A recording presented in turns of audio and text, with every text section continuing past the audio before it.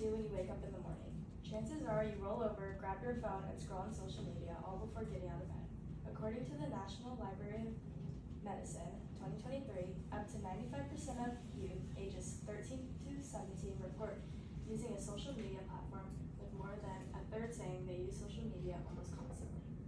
Living in the digital world today, it is important for us to understand the effects social media has on our mental health. As a teen, always on social media, I feel qualified enough to give you guys this speech today. I've seen others and myself struggle with anxiety, self-esteem, and pressures to keep up with unrealistic standards. Today, I'm going to tell you how social media is a contributing factor to the rise of depression and anxiety in teens. I'm going to start with problems, and then causes, and finally discuss solutions.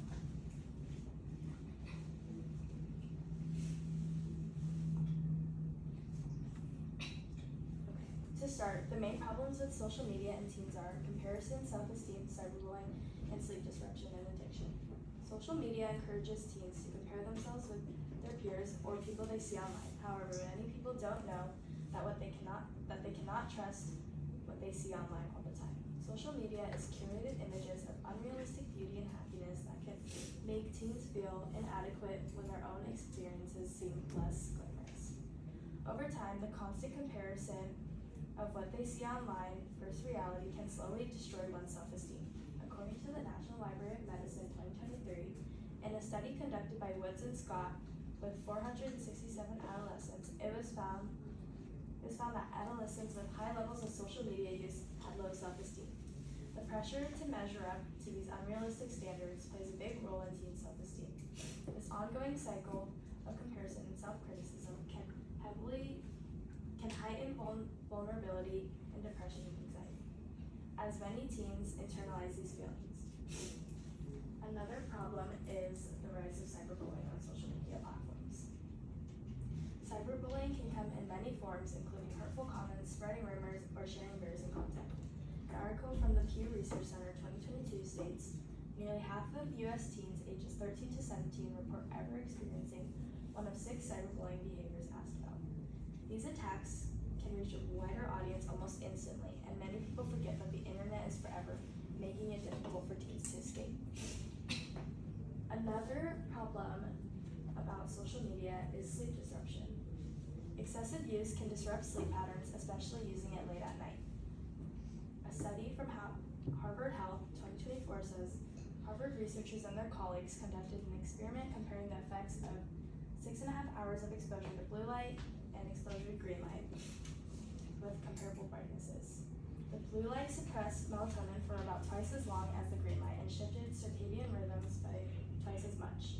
Poor sleep has strongly been linked to an increase in irritability, difficulty concentrating, and heightened symptoms of depression and anxiety, because the brain is less able to process stress effectively. I personally have experienced this, especially last night. I was up till 5 a.m. with my roommate just watching TikTok. The next thing I'll be talking about is the causes and barriers.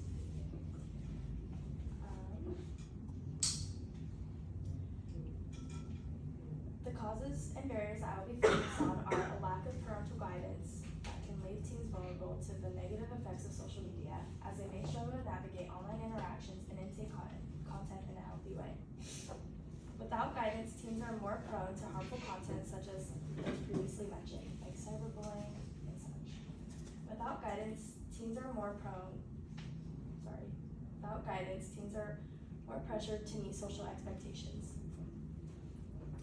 Because of the unrealistic standards that are found online, teens feel pressure to put their best foot forward. A big part of the addiction to social media is receiving validation online, but when it doesn't measure up to the teens' expectations, that's when depression and anxiety can roll in. Finally, it's important to consider how normalized social media is today. It's an essential for staying connected, building identity, and even making friends. Because it has become so normalized, many teens are finding it difficult to make real-life connections. An example of this would be LinkedIn, or just even having a normal conversation. If there's like a weird awkward silence, a lot of people feel that silence with scrolling on TikTok. I personally do that. Next, I will be discussing solutions. The promoting healthy habits, creating supportive environments, and detoxing from the digital realm, one solution is being mindful about the way we use social media.